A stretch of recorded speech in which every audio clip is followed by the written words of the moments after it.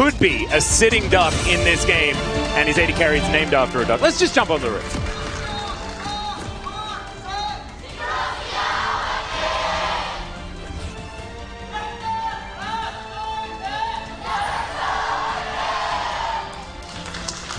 You know, Atlas, we did go from one duck dom to one pod duck. We went from one duckers to another. Yeah, it's just duckers all over the place.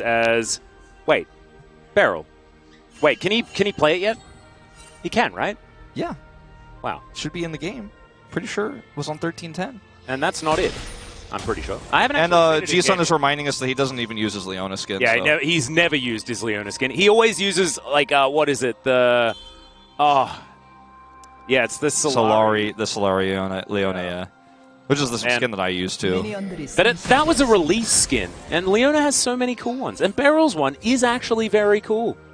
But yeah, he just has the skins that he likes, and he uses them every. I mean, the thing is, a lot of the time, because this happens, it happens always, basically, where the defending world champions don't stay together, right? But he's actually still on DRX, so it's like very fitting for him to use it, right?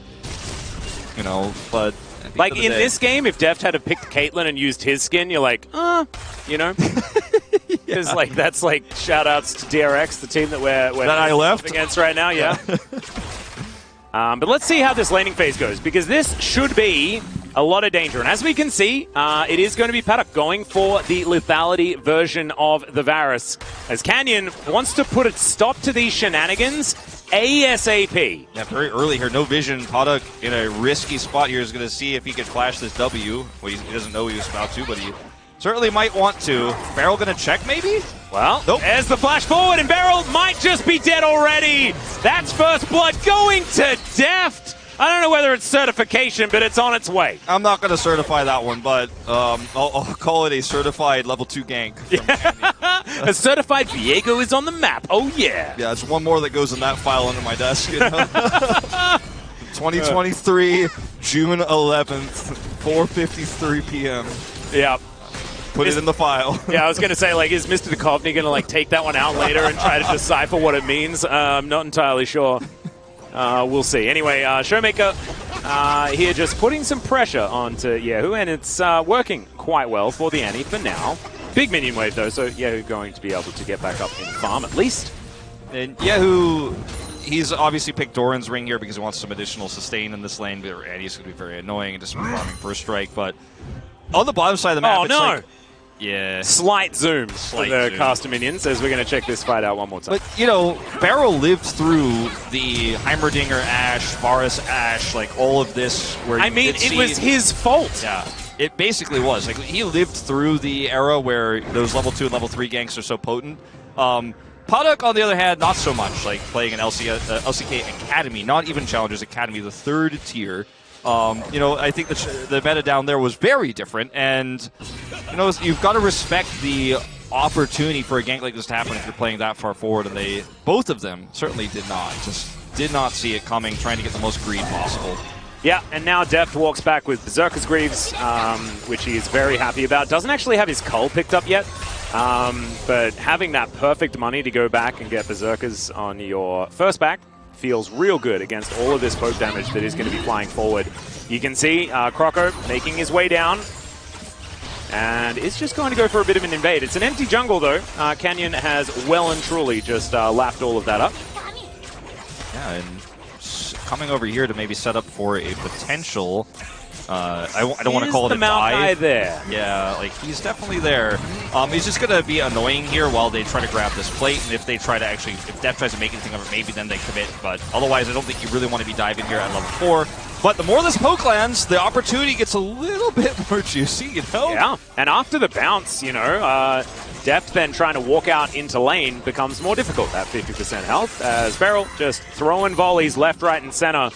And regardless of the first gank, like, DRX should have this level of control in this lane. Like, this is still so oppressive. This is kind of default what this lane is looking to do early. Even though this was nerfed, as you mentioned, it's still very strong. And on the top side of the map, we could see Canyon commit to commitment to the gank, but Kana is not going to go for it, so he's just going to try to take those top side Krugs, and that's the only cross map he's getting, which is equalized here by Croco stealing, of course, his own. So D+ not really getting anything on the other side of the map here at all. Well, Croco taking a bit of damage as Deft is dashing after him. He just wants none of this. Barrel's trading back nicely, but that full minion wave, I think, is just missed by the Zeri player.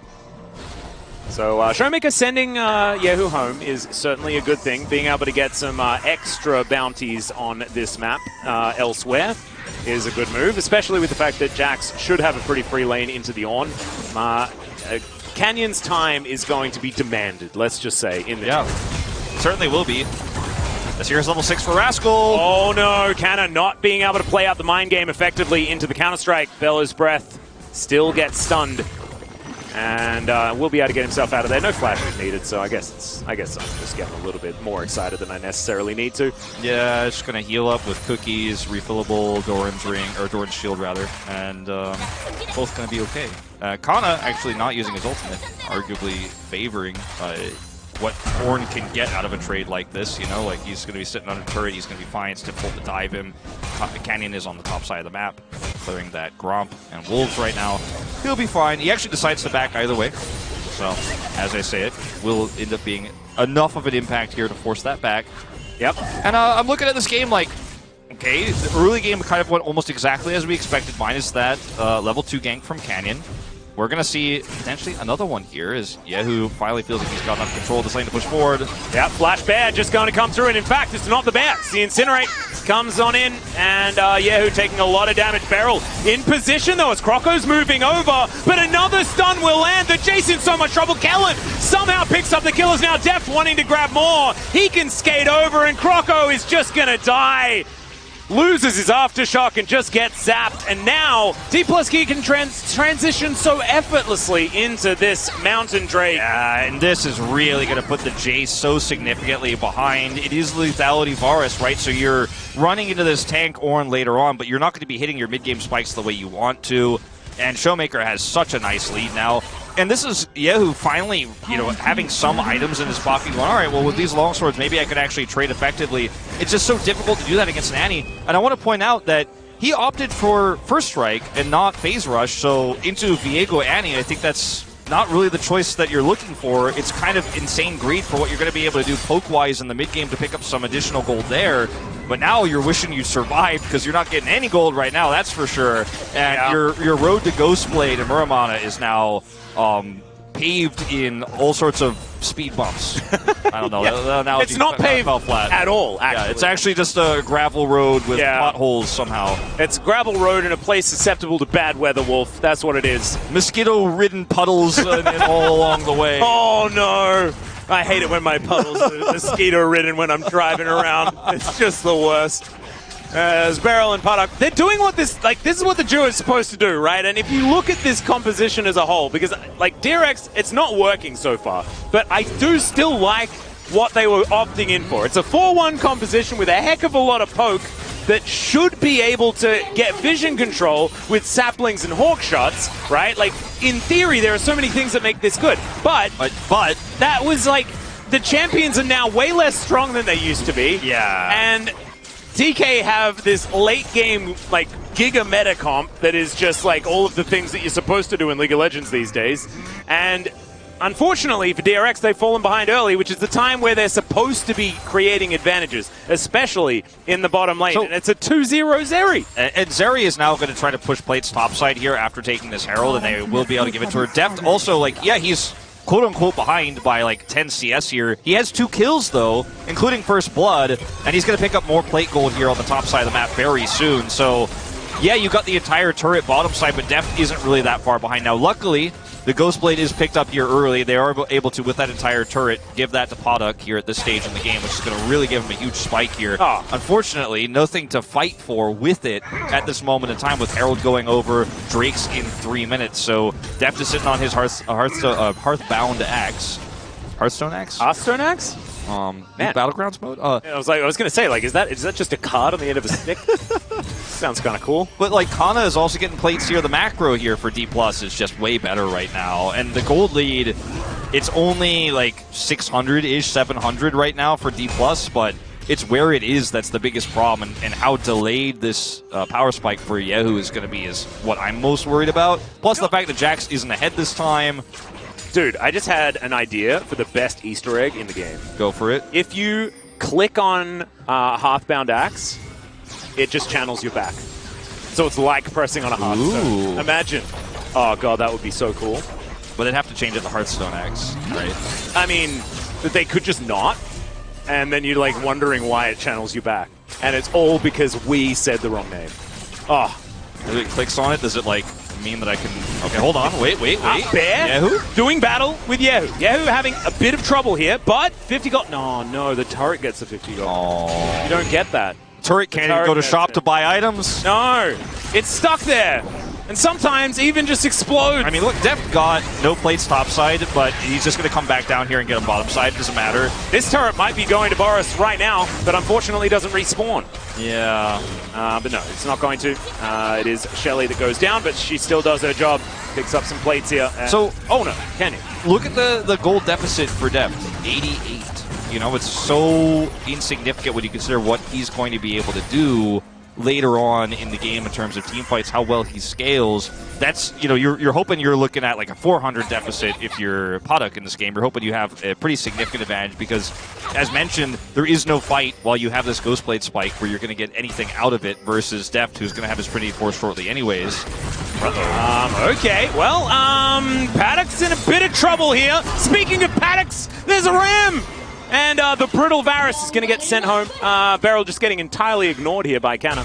All right, so there's the dash, the flash forward immediately, the cleanse out from Deft, trying to get these autos in, but the Nature's Grasp was flying forward and he knew he was dead. Rascal going to be able to send him home. Rascal is just playing this Jack so incredibly well. He's got such a good killer's instinct, getting that flash in game 2 that Huni pointed out, you know, making sure that he could trade that early to have that follow-up gank from Croco. And this game, seeing blood in the water, punishing Deft here for this overextension here to look for plate gold. Even with the cleanse, they're able to make this work. Croco coming over. And yes, Kana is still picking up some additional gold here on this Ornn. Croco is all right. I like that. Just Showmaker, one auto attack from the enemy. But that will save the chickens. And that's what you need. Let's see. Nah, Canyon. He's charging it. Was looking for the opportunity. I mean, there's a scary... Oh, Paddock. Okay, never mind. He is going to be all right. Scary Viego in that brush. He just didn't have vision. Finally, they see him. Like, is it my accent that makes me call him Paddock? Like, he's a Paddock? Yeah, I think so. It's not great. I need to avoid that. Because it's now confusing me. He's got only one D, okay? I mean, there's a goat blacksmith in the top lane, right? So Paddocks get very, very confusing. As Rascal is going to help out with taking this Ocean Drake, as Arrow going to connect onto Showmaker in the mid lane. Shock Blast comes down. He does break his stopwatch. I don't know whether it's going to save his life. The flash comes in. There's the Wild Growth. That was clean. Himself alive. Clean on the survival there. Well-timed Wild Growth. The flash comes through. The stopwatch is broken, so it's still a win here. As the observers just keep like, yeah, Kana's getting plates on Ornn. I'm like, yeah, but let's talk about what's really going on the other side. He's disassembling the turret. Yeah, it's very slowly over time, and it is going to be relevant. Yeah. Just not for a while. Yeah. And this game has kind of had non-stop action, even though it's only been 4 kills here. And yes, it is still that 800-ish gold lead, 700, 800 gold lead that D+ have here. But moments like this is just like the killer instinct we're seeing from DRX. And arguably, their draft isn't working, quote-unquote, because they fell behind early. But it's moments like this and the clutch plays we've seen from both Paddock, from Croco in Game 2, right? The plays we saw from Rascal in Game 2 as well on the Jacks. It just makes you feel like almost it feels like tonight they just want it more. You know, it's like the clutch stuff is coming through, and Beryl makes that play happen in mid. Stopwatch is broken, Flash is down, Wild Growth is down. And DRX, I mean, they are really putting up a fight, and it almost makes you feel bad for what I said when we were like, yeah, so far this year, you know, D+ 4-0, and we're expecting that to be a 6-0 tonight. You know, I don't want to lie to you guys, like, it's going to be a tough one. Well, they have really outdone expectations, even if they do end up losing this third game. At what best, a stand. it's a 6-1, right? Yeah! Absolutely nailing it. Infinitely more success than they had against D+ Kia in the last season. And look, even if DRX don't win this game, I'm still extremely proud. Yeah, that's what I'm saying. Like, it's the kind of growth that you don't always see this quickly in the season. And I think it does raise some questions about D+, right, as well, because they had an easy first opponent. Perfect KDAs, you know, across the board now broken.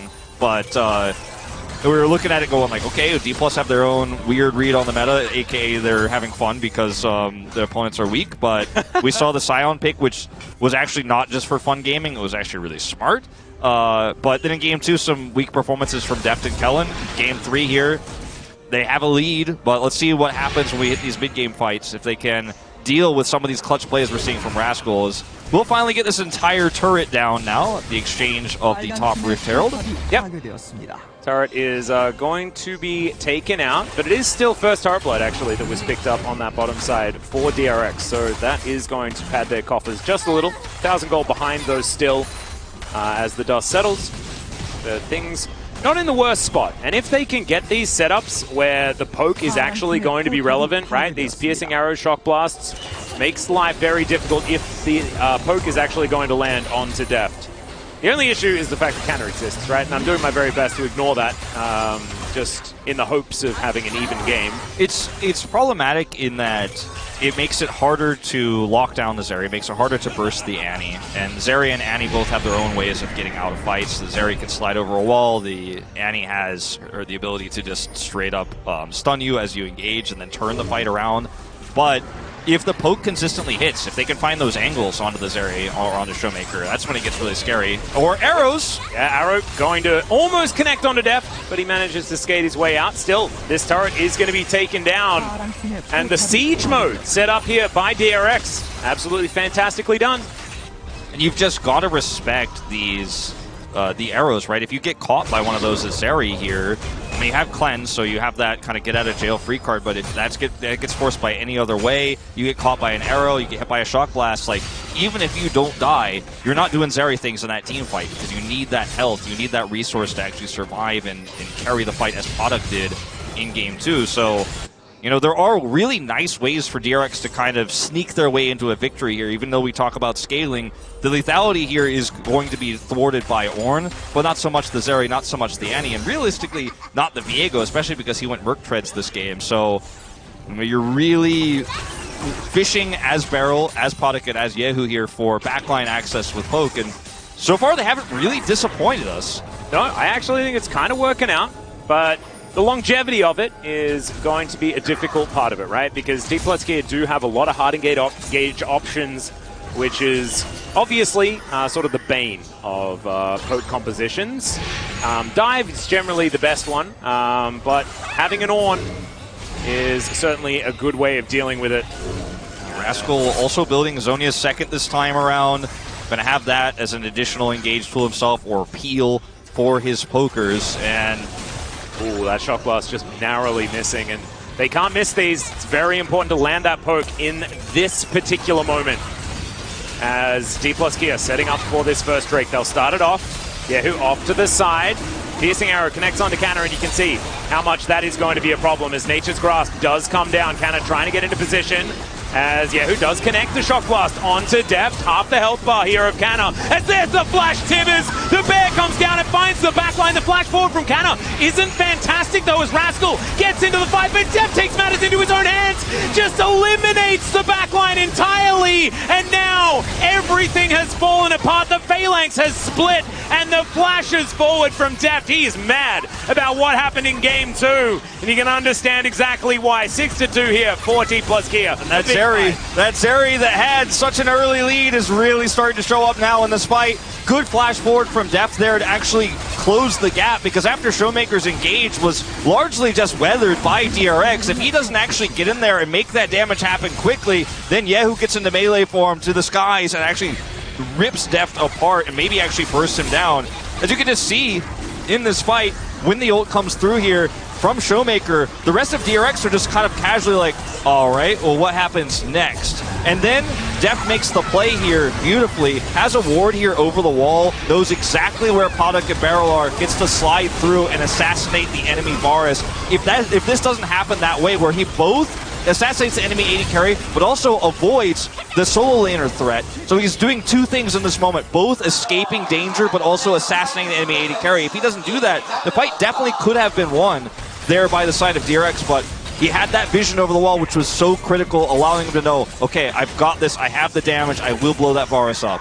It worked out as well, and this is why DRX need to make sure that the poke is landing if they're going to set up for it. But honestly, it does feel like an old strategy. I was wondering whether it was going to be the Star Wars quote, you know, like of, oh, it's an older strategy, but it still checks out. But it's not checking out. You know, I mean, I look at Barrel as one of the craziest chefs, like Michelin certified, you know, we have in the LCK. But this time his friends came over and he's had a tough year, and he went to his freezer and he had the hot dogs that were labeled Spring 2022 on them. Or sorry, Spring 2023, excuse me, on them, and he was like, they're still good. Pulls them out, slaps them on the grill, and he's like, I'm cooking.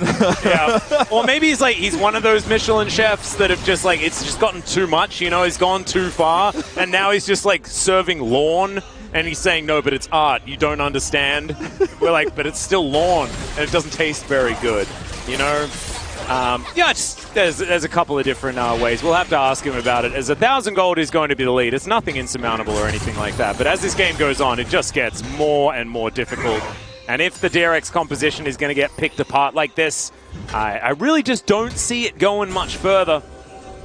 Yeah, I mean, I think that last fight, you know, the poke did somewhat connect, right? But he's got shield, Steph does, with the Lulu, and his clutch play over the wall there was really what ended the fight. I think it could have gone either way, but now it's just, it might be too much. You know, the lead is so massive here at this point for this Zeri. Croco. Yeah, it's going to be a stun onto Croco. Cops a bear to the face as well as the Nature's Grasp came through, but it's not going to be enough to save him, I don't think. The Ram is going to fly by, looking a little bit cool there as Twisted advance onto Tibbers. That ain't going to be the way out of that situation as Rascal gets in, but a little bit too late. No jungler. Possibly just time for Baron. Yeah, now they do not have a lot of that great engage here to peel in this fight, but Rascal isn't here at all, so he's going to need a TP in. They are going to contest this. This is risky from DRX, but you don't want to just give this up. Yep, he's got his Zhonya's now as he does flash on in. Deft in trouble, but oh, the wild growth is used onto Canna. That's a little bit frightening there if you are a Deft fan, but he gets himself out of there. They're inside the pit. It's a flip. It's taken by Rascal of all people. Deft tries to fight it out, but it does not work. And oh man, cue up the yakety sacks, because this game has gone off the rails. This game is far from over, and Showmaker's going to die here, Kellen too, and that's a full wipe across the board. Oh man, they get to keep the Barons. And like the whole situation here for DRX is we know that if we lose this fight, if we lose this Baron, it's done. Rascal decides he's going to TP in. This is, by the way, Croco gets picked, but look what's used here. They used the Tibbers, they used the Ornn ultimate. So both of these critical tools are gone. The Ornn ultimate used to try to catch Paddock, and so both of those are gone. And Rascal gets over the wall here, and Kana saves Deft with a really nice knock-up. Wild Growth comes through, but where's the rest of your fight? You don't have Tibbers anymore. Showmaker doesn't do damage. Zeri's out of the fight. You can't win this one. Rascal's on top of this. The smite doesn't go in. And Canyon has to flash out early. Yeah. Or at least, well, flashed out early. Don't know whether he necessarily had to, but it looked like he was pretty close to death. Yeah, I think he dies if he doesn't flash out. So, I mean, this fight, I think, for DRX was such a fantastic call, though, because they know those critical ultimates are down. And nice here from Croco as he's calling for the Baron. And the positioning there for Deft is honestly, it's a little bit suspect. You know, you really have to consider that, yeah, Rascal is flanking from somewhere. You have no vision there. And just to get all of your health gone in an instant by this Jax that's flanking, you have to know what's coming. I think they really just didn't do their due diligence. No, it was a rough situation. Let's just say that. And as you can see, the gold lead is just going to dissipate here for D+ Kia. Thankfully for them, it is a Chemtech Drake that has just spawned, so giving that up doesn't exactly feel like the end of the world. 2 apiece for both of these teams, but man, you can imagine that, you know, D+ are a team with a fair bit of pride, right? And yeah, DRX have not been doing that well. No, and that's why, I mean, it's like what Croco said on the desk. It's not going to feel great. Which is you're just kind of taken aback by the fact that today DRX are a good team. They just are, straight up. Like, suddenly, this team is playing well. They're making good decisions. They're team fighting well. They're being decisive. You know, we'll forget, like Hextech, Soul Go, and stuff like that. But overall, being decisive is Arrow. Oh, looks beautiful, though, doesn't it? Yeah, it really great. did. Just luxuriously sailing past. great asset, you know? Yeah, absolutely fantastic. I'm really glad that we got to zoom in and have a look as it went by. We got to see it from all angles. Yeah, we did. We did. Really beautifully done. Congratulations on that one. Whoever designed it, fantastic stuff. All right. The Siege is definitely good for a composition like this. Yeah, absolutely. And, I mean, Baron here for 5 more seconds. All right, looking for the engage onto Croco. He flashes immediately. There is Chains of Corruption used as well. Fair few tools now down and not a lot of low health bars. On D plus Kia's side, Canyon still lurking in this mist. As Deft off to the side. I mean, look at how much guaranteed poke you get with Croco's ultimate there. Rascal, by the way, not here. This is a 4v5 they turn on with that. This is how it's supposed to work, exactly. Right? And then you have the ability to guarantee the poke. Now another minion wave comes through, and Rascal's getting value in sides in the mid lane. Now moving to top lane here, even taking the blue buff away, which is going to make his push even stronger. So he's taking away jungle camps here. He's going to hit level 16 very soon. And I don't want to say it's over here or it's checkmate by any means, but DRX now have full control over the map. Look at the lack of vision here for D+ around the map. They really just don't have any vision or any wards whatsoever. And this is so problematic when you can walk into Chains of Corruption, an Ash Arrow, and then instantly die or have to use critical tools here. So Deft, you know, this game got a lot harder for him, man. He's like, this isn't even my fault. Now, part of it is on the Baron, to be fair, but he's been having a great game, but now his life is so much harder. Yeah, and I mean, the Baron, the call itself was probably the problem, as maybe they just didn't have the tools to quite do it, but kill the jungle, take the Baron is generally something that's written in the textbook. Just didn't quite work out for them. It's the 302 Jax that I'm looking at. It's looking like an issue here for D plus Kia. Still, nothing's over just yet, and there is a Zeri on the map. She also has an Enchanter support as well, which is going to make things even more scary. But look at this flank angle. Really fantastic as Deft.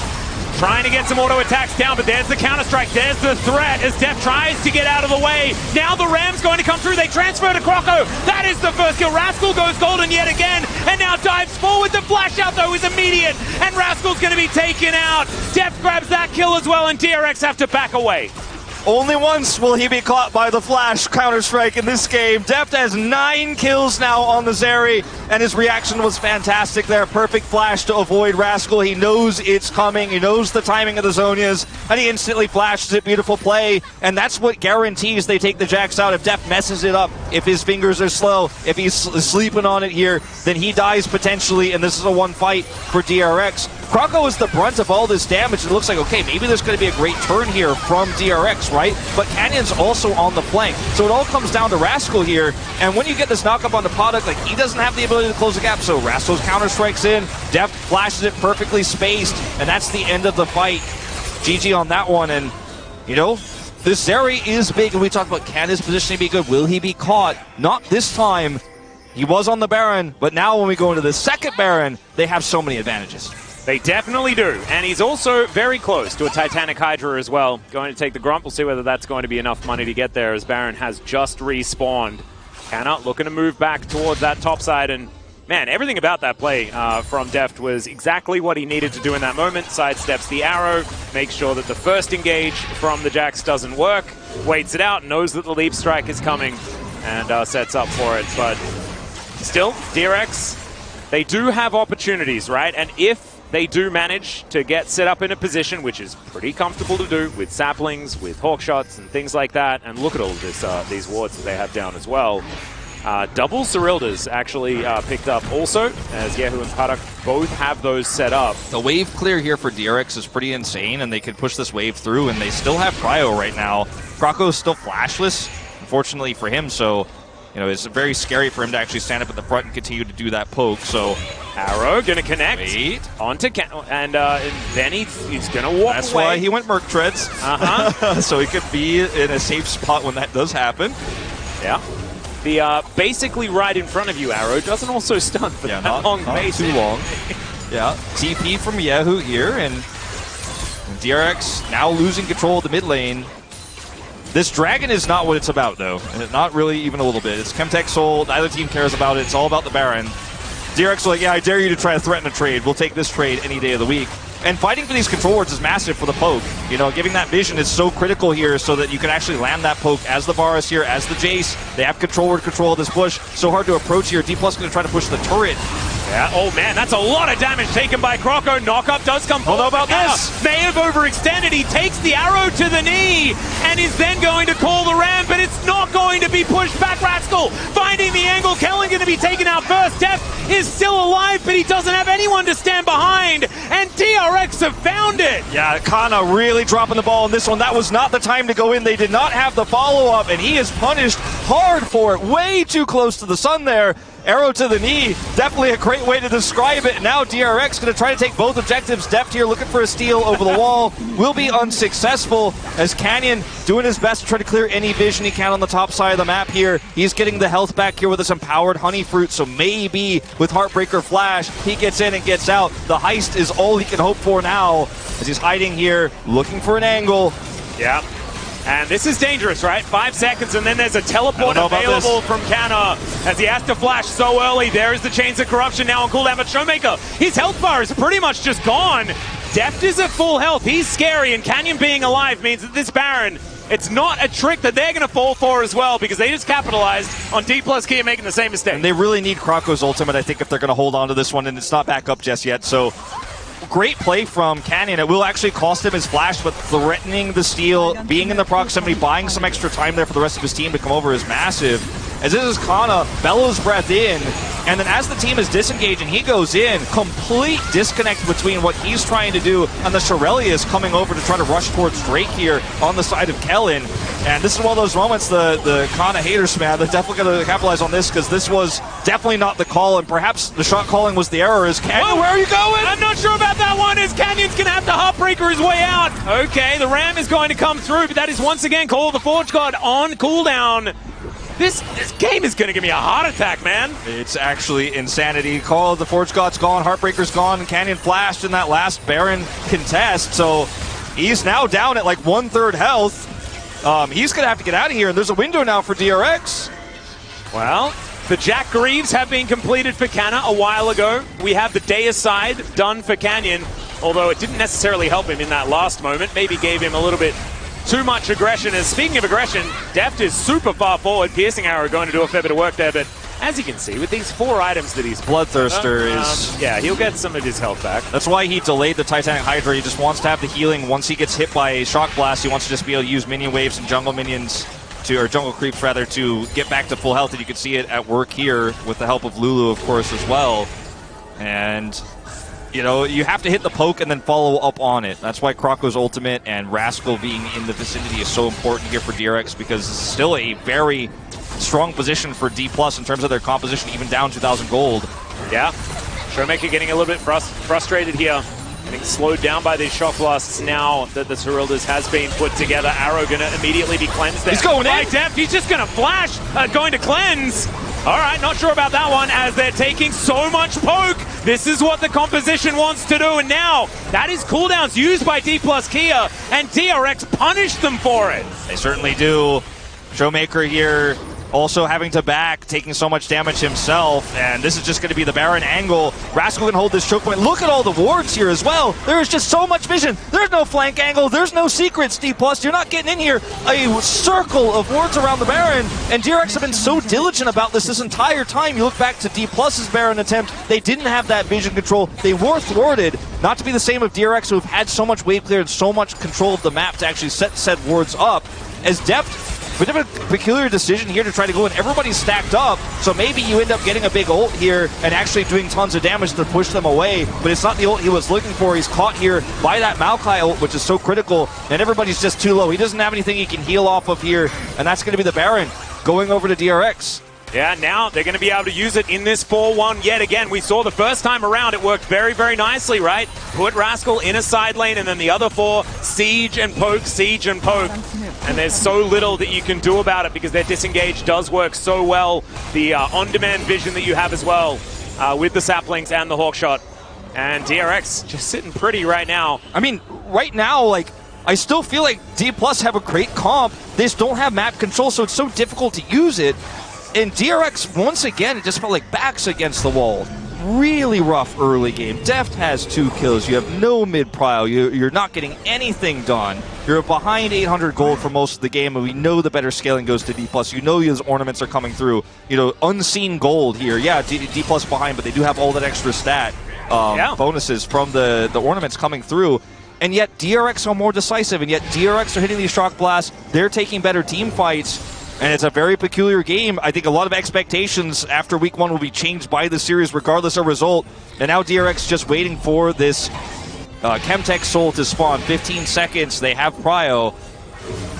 This is just a very tense moment. Of course, Def now has GA and 6 items. So, like, on paper, D+ Kia are in a position to definitely win this game. Yeah, I completely agree. Like, it's like just constantly DRX subverting expectations in each and every exchange.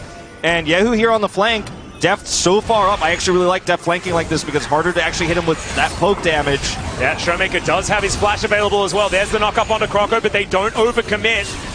As Deft with that huge shield. Look at Yehu having to waste so much time walking around this pit here because Deft has just completely wrapped all the way around. No great target here, no vision deep into the backline for DRX. They've cleared it all. Great movement here from D+. Yeah, DK, they need eyes onto Rascal, but they have enough vision in the area to know that Deft isn't under too much threat. Yeah, they see Rascal in the mid lane. He's just pushing that wave, so you can see he's slowly moving forward here as Deft damaging that Drake. Yeah, well, here is the Ram. They look for that opportunity. The Ornn is going to get stunned, so can't actually push it back. Knock up is only onto the trees. Kellen is so incredibly low, as in they go. Right diving forward is Kero, who's going to be taken down. Deft grabs that one, and now he's safely over the wall. Unfortunately, the Jax doesn't do anything, and it's a double. 11 kills now for the Zeri, and it'd be heartbreaking for DRX if it's all over right here. I think it might be, though. They're just so long. The death timers were 36 minutes in here. Now, I don't think they could necessarily kill the Nexus, but they will get some permanent damage done to the base. They could break this one open. And we're going to see a TP committed. They want this inhibitor. And look at the wave clear that Deft has. You can just push this through so quickly. 30 seconds on Yehu. I mean, there could be an angle here. If you get a kill right now, just end the game, take down the Nexus. I mean, they've got the damage. I don't think that they want to spend too much longer here, as Deft is just all the way forward. He had the cleanse. As Beryl, he has to get towards this fountain as quickly as he can to heal back up, but Deft is just ripping through these turrets. Croco in trouble now. There's a twisted advance. Doesn't quite find the value on the Bramble Smash, though, unfortunately, and misses that one as well. As Beryl coming back. He's at 50%, but he's desperate to slow them down. And like you say, no minions. Okay, going to be TP from Rascal. Can they catch anybody here? Yehu also has TP. It's actually from Yehu. Oh no, Canyon is just going to kill Beryl here before anything has really happened, but still, Yehu is going to turn up like you were talking about. There's the shock blast. Damage. Rascal's here too. Can D+ get out? Oh no, they're just a little bit out of time here. And so Rascal can't quite get in. Yehu's just going to be taken down. Deft grabs that one, dashes. Hold on. Oh, wait, but he's taken Rascal. And he's down to his GA now. Rascal, can you kill Deft? That is the question. He skates away, but it's Croco. He doesn't have the damage, and I think Deft is still going to be able to do it here.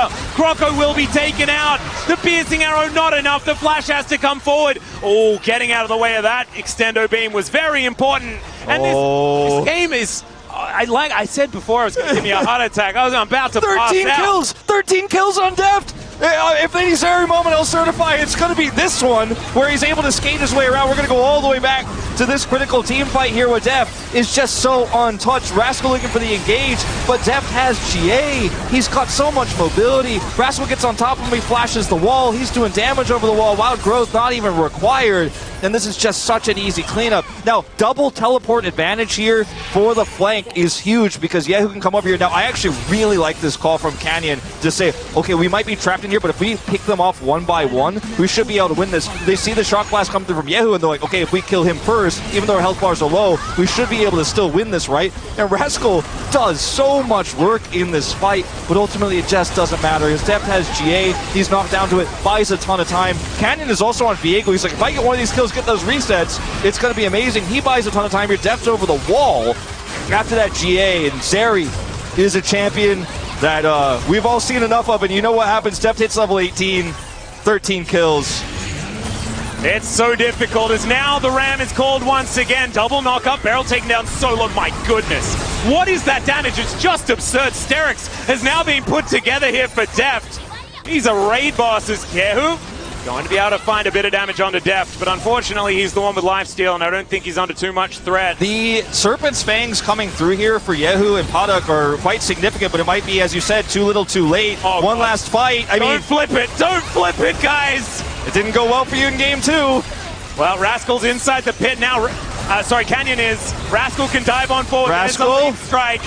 They've set it up. Croco, can you get in here and try and steal this one away? Is Canyon going to be able to stun him? He takes down the tree. Rascal is going to be in once again as the Baron is secured by the Maokai that isn't actually on DRX. It was a member of D+ Kia for that moment, and they'll be able to take it now to crush the rest of the base. Deft is at full health. He is full build. He has full experience. He's level 18, and he just does so much damage here that in these longer fights, you just don't have a hope. You don't have a prayer. Even with Serpent's Fang, you're not going to break through those shields. You just can't.